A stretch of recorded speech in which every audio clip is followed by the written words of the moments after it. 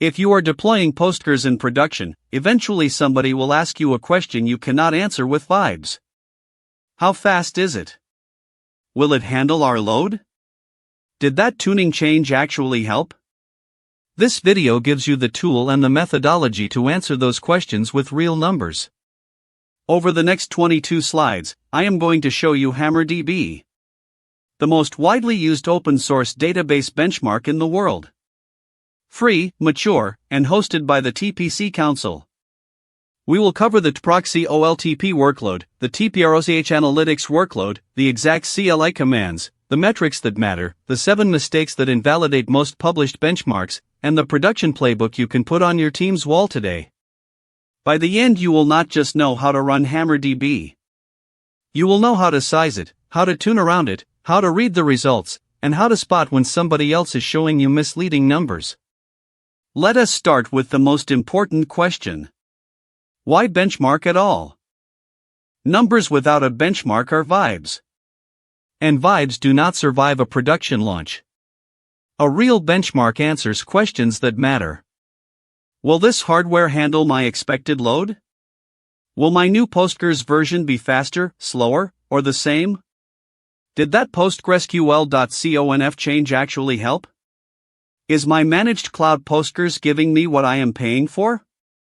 How does my system behave under stress, not just under best case? Why HammerDB and not your own script? 5 reasons. It uses industry-standard workloads based on TPC-C and TPC-H. It uses native C drivers, with no Python global interpreter lock to slow it down. It generates millions of transactions per minute reliably. It is cross-database, so the same harness works on Postgres, MySQL, Oracle, and SQL Server. And it is hosted by the TPC Council, which makes results reproducible and credible. 3 truths most teams ignore. Number 1. Benchmarks reveal bottlenecks you did not know existed. Often it is not the database. It is the network, the disk, the CPU governor. Number 2. The first run is always wrong. Cold caches, warming JIT, file allocation. Real numbers come after warm-up. Number 3. Benchmarks are stress tests, not production simulations.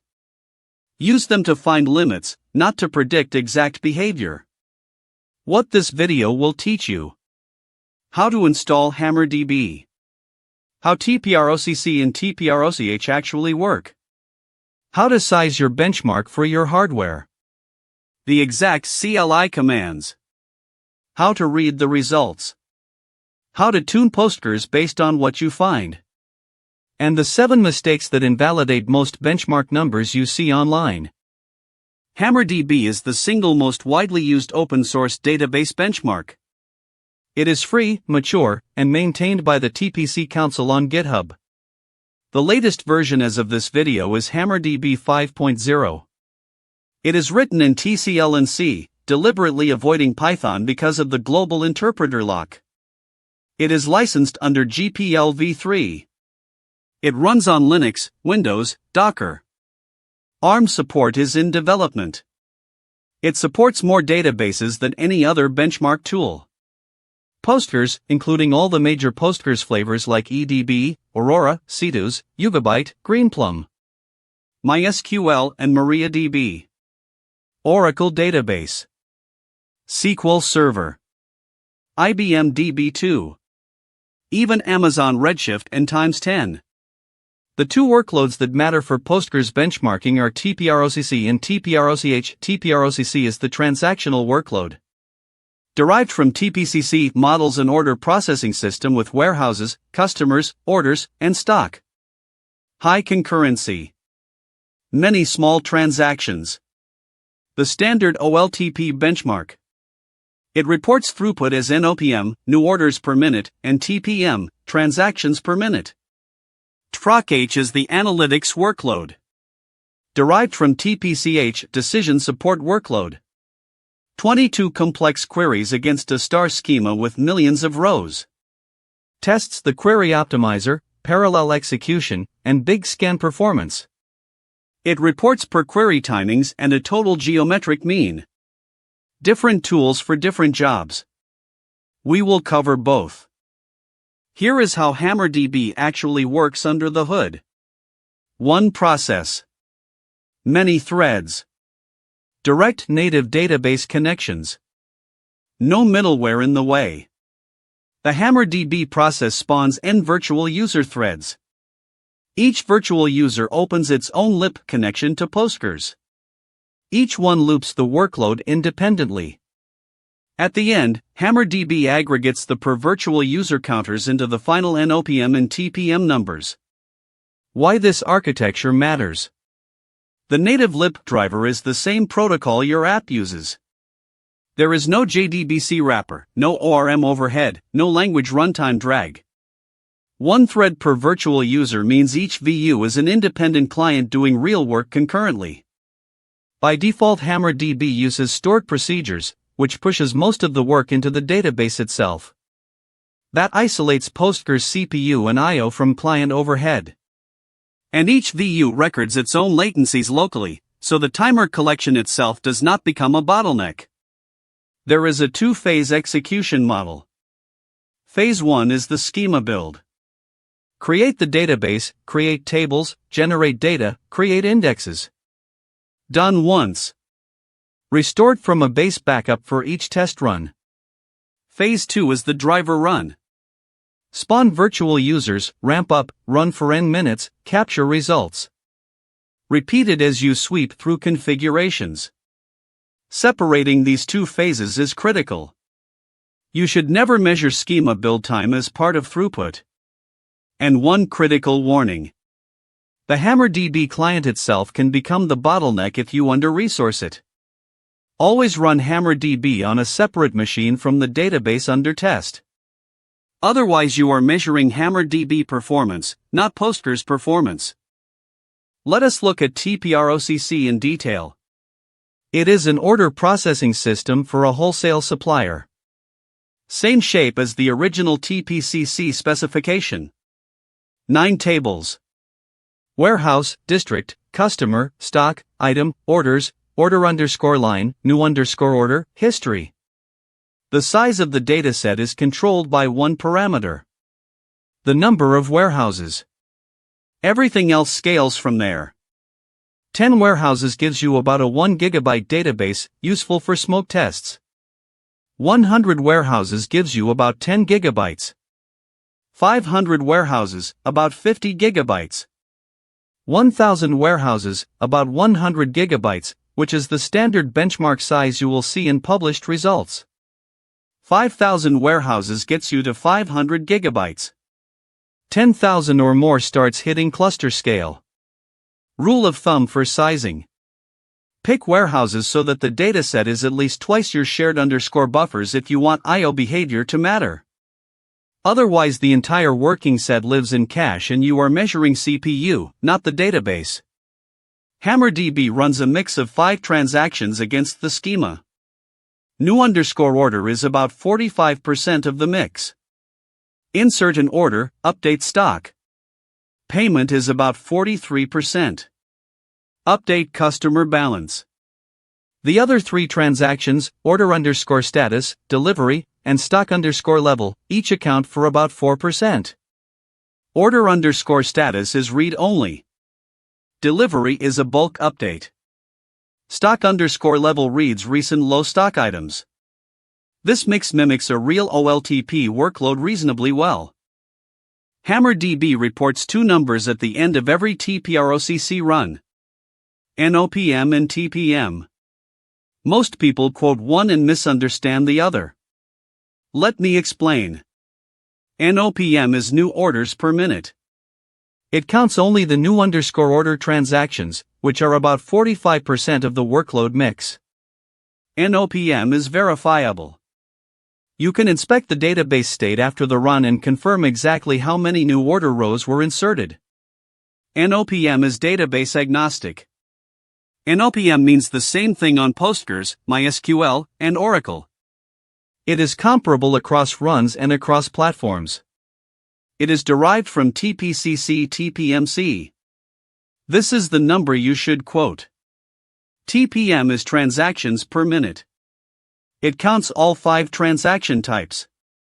It includes the database's own commit and rollback semantics, which differ between systems. So Postgres TPM and MySQL TPM are not directly comparable. TPM is useful for tracking changes within one database. Like, did this Postgres tuning change improve TPM? But do not use it for cross-database comparison. Now, what good NOPM numbers look like? A laptop with 4 cores might do 50,000 NOPM. A single 8-core SSD server, 150,000. A 32-core dedicated machine, around 500,000. A 64-core, properly tuned, can hit 1 million NOPM. And distributed CETAS clusters with 700-plus cores have been measured at 2 million NOPM and published benchmarks.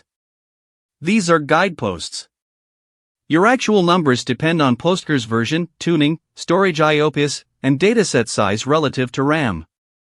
Treat them as sanity checks, not targets. There are 3 ways to install HammerDB. Pick the one that fits your environment. Path 1, and this is what I recommend. The Linux tarball. Download it from hammerdb.com or directly from the GitHub releases page. It is a single self-extracting archive. All Postgres drivers are included. Untar it. cd into the directory. Run /hammered to launch the GUI, or /hammeredcli to launch the command line. Path 2. Docker. The official image is /hammered. This is the best option for CI/CD pipelines or for cloud environments where you do not want to pollute the host. Pull the image, run it with network host mode, launch HammerDB inside. Reproducible and clean. Path 3. RPM or Windows installer. Use the signed RPM on RHEL, Rocky, Alma. Use the signed Windows installer where corporate policy requires signed binaries. Functionally identical to the tarball, just packaged differently. Prerequisites on the benchmark client. On Linux you need libxt and Cairo for GUI mode, but these are not needed if you only use the CLI. PostgreSQL client libraries are bundled in version 5. The client needs network reachability to the database server. 4 or more CPU cores recommended on the client itself. And enough RAM for response time buffers.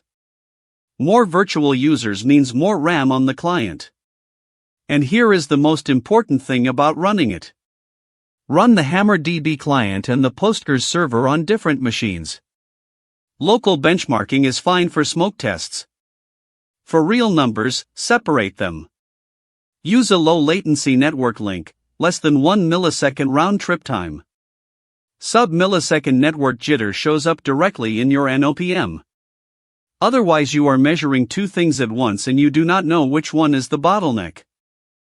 HammerDB has 2 interfaces. The GUI and the CLI. The GUI is great for learning. The CLI is what you actually use in production. The GUI gives you a tree view of databases on the left. Forms for schema, driver, virtual users on the right. A real-time TPM graph during runs. It is useful for first-time exploration when you are still figuring out what the parameters do. But it is hard to script and hard to put in CI/CD. The CLI, called HammerDB, has identical functionality but uses a TCL scripting interface. Scripts can be version controlled. Easy to integrate with shell pipelines. Easy to run in batch with the autoflag and a TCL file. This is what you should learn. Here is the minimum viable CLI session. Start with /hammeredcli. Pick the database with dsetdbpg. Pick the benchmark with dsetbm TPC-C. Configure the connection. Host, port, user, password, database name. Set the count of warehouses with dset TPC-C pg_count_where 100. Set the number of virtual users for build with dset TPC-C pg_number_vu8. Build the schema with build Schema. Then load the driver script, set the test virtual user count, create them, and run. That is the entire benchmark in 11 commands. Save those commands as a TCL file and run them in batch with HammerDB autobuild_pg.tcl. Now your benchmark is reproducible, version controlled, and shareable. That is the difference between a one-off experiment and a benchmarking practice. Phase 1 of every benchmark is the schema build. Generate data once. Save a backup. Restore for each new test. Treat the schema as test infrastructure, not as something you regenerate every run. Here is the build script. It is a TCL file. You set the database to Postgres, the benchmark to TPC-C, the connection details, the count of warehouses, and the number of virtual users for the build. Then call build schema and wait complete. That is it. What build schema actually does under the hood? It creates the TPC-C database if it does not exist. Creates the 9 tables and primary keys. Generates rows in parallel using the configured number of loaders. Creates secondary indexes after the data load completes, which is faster than building indexes during load. And runs vacuum analyze on every table so the planner has good statistics. After build schema completes, take a base backup. This is critical. Restore from this backup before every benchmark run. Otherwise the previous run's bloat and statistics contaminate the next one. You can use pg_dump for smaller databases, or a file system snapshot like ZFS for larger ones. Pro tip. Schema build for 1000 warehouses takes 10 to 30 minutes depending on parallelism. Set pg_number_vu for the build phase to your CPU core count. Not your test virtual user count. The build is CPU bound on the loaders, the test is database bound on Postgres. Different optimization targets. Phase 2 is the driver run. The schema is built. The base backup is saved. Now you spawn virtual users and measure. Here is the driver script. Set the database, set the benchmark. Set the connection details. Then 4 critical settings. PG_driver set to timed. This means a timed run, not a fixed transaction count. You want consistent measurement windows. PG_ramp-up set to 2 to 5 minutes. This is warm-up time. Cache fills, WAL files allocate, JIT warms up. PG_duration set to your measurement window. 5 minutes for smoke tests. 15 to 30 minutes for development comparisons. 2 hours minimum for a proper benchmark. PG_keyandthink set to false for maximum throughput. Set it to true if you want to mimic the original TPC-C terminal think time, which makes results more realistic but lower in absolute numbers. PG_all warehouse set to true so virtual users spread their load across all warehouses, not clustering on a few. Then load script, viewset vu32, viewcreate, viewrun, and viewdestroy. That is your run. The 4 settings that matter most. Number 1, PG_number_vu, the virtual user count. Sweep this. Start at half your core count, sweep up to 4 times your core count. Number 2, PG_ramp-up, 2 to 5 minutes. Number 3, PG_duration, the measurement window. And number 4, PG_keyandthink, false for max throughput tests, true to mimic original TPC-C behavior. Run length matters more than people realize. 5 minutes is a quick smoke test. Numbers are not stable. 15 to 30 minutes is stable enough for development comparisons. 2 hours minimum is required for a proper TPC-C compliant run. That captures checkpoint cycles, vacuum cycles, log rotation effects, and gives you steady state numbers.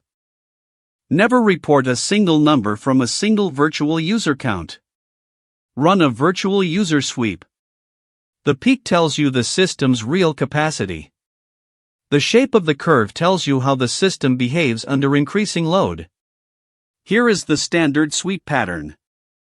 Start at 1 virtual user. Then 4. Then 8, 16, 32, 64, 128. Each measurement is its own timed run with ramp up and full duration. Look at the curve. With 1 virtual user, you might see 14,000 NOPM. Single-threaded throughput. Useful as a baseline. With 4 users, 52,000. With 8, 96,000. With 16, 148,000. With 32, the peak at 172,000 NOPM. Then with 64 users, throughput drops to 148,000. And with 128 users, all the way down to 102,000. How to read this curve? The linear scaling region is virtual user 1 through 16. Each additional user adds nearly proportional throughput. The CPUs are not yet saturated. Saturation is at 32 virtual users. Peak NOPM. CPUs and lock contention reach equilibrium. Then the decline. 64 and above. Lock contention and context switching dominate. More users actually hurt throughput. Your peak NOPM is your system's real ceiling. Not the highest individual run. Not the average. Not a number from a vendor brochure. The peak. And the peak virtual user count is also your maximum useful connection count. Setting max_connections to 2000 when your system peaks at 32 users just wastes memory and increases context switch overhead. Use the benchmark to size your real connection pool. If you do not tune Postgres before benchmarking, you are benchmarking the defaults. And the defaults in PostgreSQL.conf are calibrated for a Raspberry Pi. Here are the 8 settings that actually matter. Shared_buffers. Default 128 megabytes. Set it to 25% of RAM. On a 32 gigabyte box, that is 8 gigabytes. Effective_cache_size. Tells the planner how much memory the OS has for caching. Set to 50 to 75% of RAM. Work_MEM. Default 4 megabytes. Set to 32 to 64 megabytes. But be careful, this is multiplied per sort and hash. Aggressive settings can OOM your server. Maintenance_work_MEM. Default 64 megabytes. Set to 1 or 2 gigabytes. This is what vacuum and index builds use. Wall_buffers. Default auto. Set to 16 megabytes. TPROC-C is write-heavy and benefits from larger WAL buffers. Max_wall_size. Default 1 gigabyte. Set to 16 or 32 gigabytes. The default causes constant checkpoint thrashing under TPROC-C load. Checkpoint_timeout. Default 5 minutes. Raise to 15 or 30 minutes to spread checkpoint I/O. Random_page_cost. Default 4.0. This was correct in the era of spinning disks. On SSD or NVMe, set it to 1.1. Otherwise the planner avoids index scans that would actually be fast. And do not forget the OS level checks. CPU governor must be set to performance, not power save. Default Ubuntu is power save, which throttles your CPU to half clock under load. This single setting can double your NOPM. Transparent huge pages should be set to Madvice or never, not always. Disable swap during benchmarks. If you are on a multi-socket box, bind Postgres to a single NUMA node. And use extension 4 with NoaTime, or ZFS with proper record size. EDB published a benchmark on Postgres 13 showing up to 8 times more transactions per minute with proper tuning versus out-of-the-box defaults. 8 times. Tune both sides equally if you are comparing two systems. Mixing tuned versus untuned is how you get misleading numbers. TPROC-H is the other half of HammerDB. while TPROC-C is OLTP, TPROC-H is analytics. 22 complex queries. A star schema tests the query optimizer, parallel execution, and big scan performance. Different tool for different work. The TPROC-H schema has 8 tables. Region and nation are tiny, just 5 and 25 rows. Supplier and customer scale at 10,000 and 150,000 rows times the scale factor. Part and parts up at 200,000 and 800,000. Orders and line item are the big ones, at 1.5 million and 6 million rows times scale factor. Scale factor 1 is 1 gigabyte. Scale factor 10 is 10 gigabytes. Scale factor 100 is 100 gigabytes. Standard report sizes. The 22 queries cover all the standard decision support patterns. Joins across 4 or more tables. Aggregations with group by. Complex where clauses. Subqueries.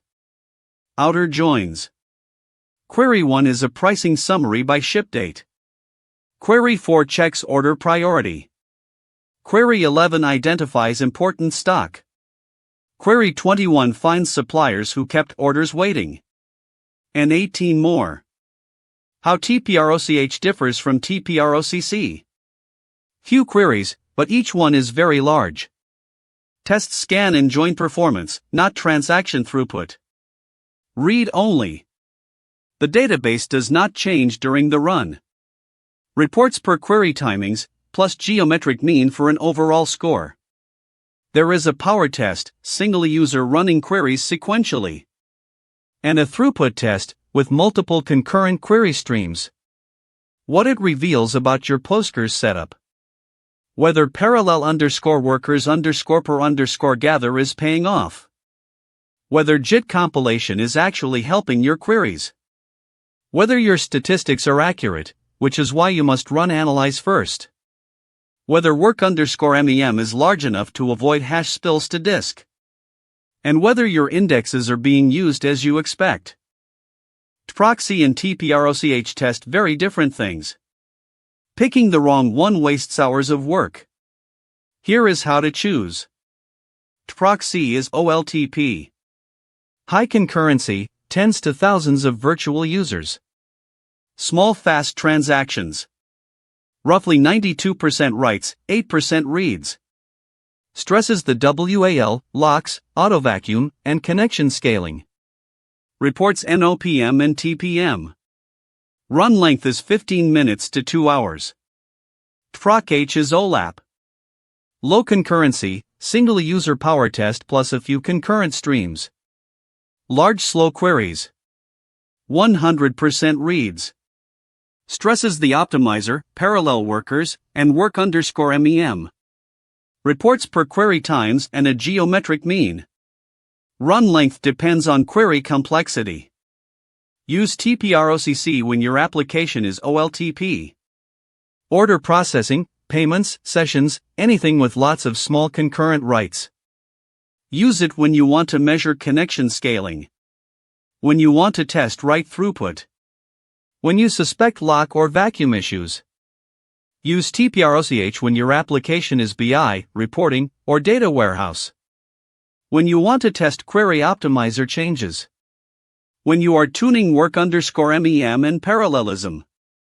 When you are comparing different storage layouts. Use both when you have an HTAP workload, which is increasingly common. When you are evaluating a Postgres major version upgrade.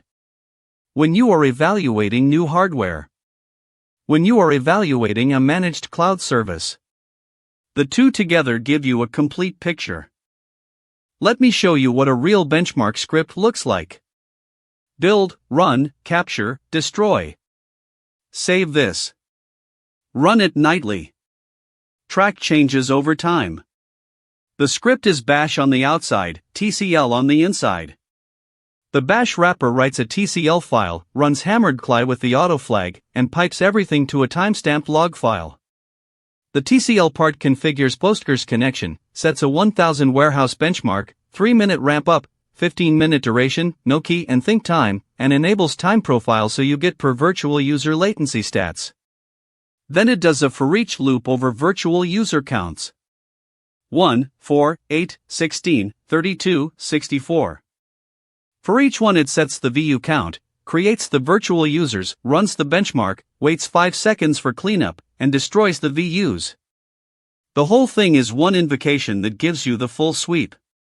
What this script gives you: a full virtual user sweep in a single command, a timestamped log file you can diff against later runs, per virtual user latency profiles, and reproducibility. Check the script into Git. Now anyone on your team can run the exact same benchmark. Capture system metrics in parallel while the benchmark runs. In another terminal, start SAR, IAStat, and a Postgres PG_stat_ database snapshot loop. These give you OS-level CPU, memory, and disk metrics correlated with database internal metrics. When something looks weird in the NOPM curve, you can go back to the OS metrics and find out why. HammerDB prints a results block at the end of every run. Let me walk you through what each line actually means. The headline is the test result line. System achieved 172,000 NOPM from 395,000 PostgreSQL TPM. The first number, NOPM, is the cross-database comparable number. The second, TPM, is Postgres specific. Quote the first when you compare to other systems. Then per virtual user lines. Each VU reports its individual contribution. Active VUs at the end confirms how many were running. Time elapsed in seconds confirms the actual duration matches what you configured. If you set PG_time profile to true, you also get latency percentiles per transaction type. New word min, average, and P99. Payment min, average, P99. And so on for all 5 transactions. The P99 number is the one to watch. If your average is 2 milliseconds but P99 is 100 milliseconds, you have tail latency problems. What to actually report from a benchmark? Peak NOPM. The virtual user count at peak. The P99 new word latency. Postgres version. Hardware specs. And the diff from default PostgreSQL.conf. What to ignore? TPM if you are comparing across databases. A single virtual user run as a result. Min latency, which is always optimistic. Average latency without P99. Red flags to watch for. P99 over 100 milliseconds during steady state. NOPM dropping in the middle of a run, often a checkpoint. Wildly different runs at the same VU count, often a noisy environment or a non-isolated client. And client CPU at 100%, meaning HammerDB itself is the bottleneck. Most public Postgres benchmark numbers you see online have at least one of these 7 mistakes. Spot them in others. Avoid them in yourself. Mistake 1. Ignoring warm-up. Running 5 minutes total is not enough. Cold cache, empty WAL files, JIT not warmed yet. The first 2 to 3 minutes are warm-up. Measure only after. Mistake 2. Client and server on the same box. HammerDB itself uses CPU and memory. If it shares with Postgres you are measuring both, then attributing the result to Postgres alone. Mistake 3. Dataset fits entirely in cache. 100 warehouses on a 32 GB server is a CPU benchmark, not a database benchmark. Production has cache misses. Your benchmark should too. Mistake 4. Not running a virtual user sweep. One number is a snapshot. The shape of the curve is the truth. The peak tells you capacity. The drop-off tells you contention. Mistake 5. CPU in PowerSave mode. This is the default on Ubuntu. Half clock speed. Run QPower frequency set G performance on every core before you start. Mistake 6. Reusing the schema between runs. Bloat from the previous run distorts the next one. Restore from base backup or rebuild. Always. And the big one, mistake 7. Comparing apples to oranges. Different Postgres versions, different settings, different storage, different schemas, different VU counts. If anything other than the variable you are testing changes, the comparison is invalid. Document everything. Hardware. OS. Postgres version. Every non-default PostgreSQL.conf entry. Dataset size. Warm-up time. Run duration. Virtual user count. Without those, your number is just noise. Honestly, this single discipline separates good benchmarks from bad ones. Let me ground this with actual published numbers. Use these to validate your setup, not as targets. Mark Callahan, who runs the Small Datum blog, recently published a TPROC-C run on Postgres 18.1. 8 cores, 32 GB of RAM, AMD Ryzen 7 with NVMe storage. Roughly 150,000 NOPM at peak. That is a reasonable single server number on modest hardware. EDB published a Postgres 17 scaling study using their EPAS distribution. 64 cores, properly tuned. Roughly 1 million NOPM. That tells you Postgres scales nearly linearly to dozens of cores when properly configured. Microsoft and Cetus published Azure Cosmos DB for Postgres numbers. A small 4 vCore coordinator with 2 8 vCore workers, 16 total cores, hit about 250,000 NOPM. The same setup scaled out to a 64 core coordinator and 32 core workers, 704 total cores, hit 2 million NOPM. Linear scaling with shards. And the EDB tuning study on Postgres 13, on AWS M5 Metal with 96 vCPUs, showed roughly an 8 times improvement from default to tuned configuration. 8 times. Just from PostgreSQL.conf changes. What these numbers tell you. A correctly tuned Postgres on modest hardware easily clears 100,000 NOPM. Tuning multiplies throughput by 5 to 10 times. Postgres scales nearly linearly with cores up to 64 plus cores. And distributed C2s or similar sharding hits million plus NOPM. If your numbers are 10 times lower than these, something is wrong. Almost always one of these things. CPU governor in PowerSave. Swap enabled. Network is the bottleneck. Dataset much larger than RAM with slow disk. Or Postgres running with default PostgreSQL.conf. Run the diagnostics on the next slide before assuming Postgres is slow. Numbers way lower than expected?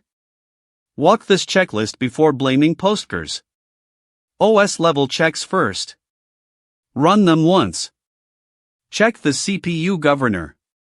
Run QPower frequency info and look for current policy. It should say performance. If it says power save, fix it. Use turbostat to confirm actual clock speed under load. You should see your rated boost frequency, not your base frequency. Check transparent huge pages. Reading /sys/kernel/mm/transparent_huge page/enabled. Check swap. It should be 0 used during the benchmark. Database level checks during the run. What is everybody waiting on? Select wait event type, wait event, count star from PG_stat_activity group by 1 and 2. This shows you the contention pattern. If you see a lot of LW lock and buffer pin events, you have buffer contention, often from too low shared underscore buffers. If you see client read, your client is the bottleneck. Look at PG_stat_writer to see checkpoint behavior. If checkpoints_REQ is greater than checkpoints_timed, you are checkpointing because of WAL volume, not time. Raise max_wall_size. Use pg_stat_ statements ordered by total_exec_time descending to find your top queries. If something unexpected is at the top, that tells you where to focus tuning. The most common bottlenecks, in order of frequency. Low single virtual user NOPM almost always means CPU and power save. NOPM dropping every 5 minutes almost always means default checkpoint_timeout. NOPM plateauing early almost always means lock contention or low shared_buffers. High disk weight means dataset much larger than RAM with slow disk. Client CPU at 100% means HammerDB itself is bottlenecked. And network saturated means too many small queries over slow network. Each has a specific fix. Have these in your runbook. Once you have the basics down, here is how teams actually use HammerDB in production engineering. Pattern 1. Regression testing every release. Run a fixed TPROC-C against every Postgres release candidate. Track NOPM over time. Catch regressions before they ship. This is exactly what Mark Callahan does for his comparison posts. Postgres 12 through 18 on the same hardware, same scripts, same dataset. Pattern 2. A/B testing config changes. Run a baseline. Change one setting. Run again. Diff the result. Repeat for every PostgreSQL.conf change you care about. This saves you from the classic mistake of, we tuned 5 things and it got 30% faster. Which one did it? With single variable A/B tests you actually know. Pattern 3. Cloud cost performance evaluation. Run identical TPROC-C against AWS RDS, Azure Postgres, Google Cloud SQL, Supabase, Neon. Divide NOPM by hourly cost. Get NOPM per dollar. Make purchasing decisions on actual numbers, not vendor brochures. Pattern 4. Capacity planning. Find your peak NOPM. Compared to your expected production NOPM. The ratio tells you how much headroom you have before scaling up or out. If your production peak is 100,000 NOPM and your benchmark says you can do 500,000 NOPM, you have 5 times headroom. If your production is 100,000 and benchmark says 120,000, you are about to fall over. Pattern 5. Hardware shootouts. Run TPROC-C on candidate hardware before purchase. NVMe versus SAN. AMD versus Intel. On-premises versus cloud. Real numbers beat vendor brochures every time. Pattern 6. Disaster recovery validation. Run TPROC-C, then trigger a failover or recovery in the middle of the run. Watch how NOPM drops and how fast it recovers. This tests your DR setup, not just your peak performance. The two are very different things. Every benchmark you run should pass these checks. Otherwise, the numbers are not trustworthy. Organized by phase. Setup. Do this once per environment. HammerDB on a separate machine from Postgres. Less than 1 millisecond round trip time between client and server. CPU governor set to performance. Swap disabled. Transparent huge pages set to advice. Dedicated NUMA node for Postgres if you have a multi-socket server. And Postgres tuned. Shared_buffers, work_MEM, WAL settings, checkpoint settings. Per build. Choose warehouses so that the dataset is at least twice your RAM if you want to test I/O. Or fits comfortably in cache if you are testing CPU. Either is valid, but label which one. Build with parallelism equal to your CPU core count. Run vacuum analyze after the build. Take a base backup or file system snapshot. Per run. Restore from the base backup before each run. Ramp up at least 2 minutes. Measurement window at least 15 minutes. Sweep virtual users 1, 4, 8, 16, 32, 64, 128. Capture SAR, ISTAT, and PG_stat statistics in parallel during the run. Run each configuration 3 times and report the median. Poor report. Document hardware, OS, and Postgres version. Document every non-default PostgreSQL.conf entry. Show the full virtual user sweep curve, not just the peak. Include P99 latencies, not just averages. Note caveats clearly. Cache versus I/O bound. Single node versus distributed. And publish your TCL script so others can reproduce. That is how you build credibility. Operational discipline is not exotic. It is just consistency, applied to boring details, every single benchmark you run. 8 ideas to take home. These are the takeaways. 1. HammerDB is the standard. Free, open source, GPL v3, hosted by the TPC Council. Native C drivers. Same harness for every major database. Use it instead of writing your own benchmark. 2. NOPM, not TPM, for cross-database comparisons. NOPM counts new _ordered transactions and is comparable across databases. TPM is database specific. Quote NOPM in your reports. 3. Always sweep virtual users. Run 1, 4, 8, 16, 32, 64, 128. The shape of the curve tells the truth. The peak is your capacity. 4. Tune Postgres before you benchmark. Defaults can be 5 to 10 times slower than tuned. Shared _buffers, WAL, checkpoint, work _MEM. Tune both sides equally if comparing. 5. Client and server on different boxes. HammerDB itself uses CPU. On the same box, you measure 2 things at once. Separate them. Always. 6. The CLI, not the GUI. GUI to learn. CLI to use. Save scripts in Git. Run nightly. Diff results across releases. 7. Restore between runs. Bloat-in stats from the previous run distort the next. Take a base backup after schema build. Restore every time. 8. Document everything. Hardware. OS. Postgres version. Every PostgreSQL.conf change. Dataset size. Warm-up. Duration. Virtual user count.